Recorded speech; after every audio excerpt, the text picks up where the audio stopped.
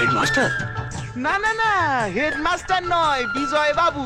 আরে দূর, আমরা সবাই ওকে এখানে হেডমাস্টার বলেই ডাকি।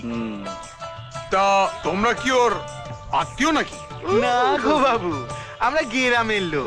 আমাদের পাশের গ্রামের একজন বলল যে বিজয় বাবুর চাচাইটি বোনকে কলেজ থেকে বাড়ি, বাড়ি থেকে কলেজ হ্যাঁ। পৌঁছে দেওয়ার নেগে হ্যাঁ। দুজন কাজের লোক চাই, তাই আমরা এসি।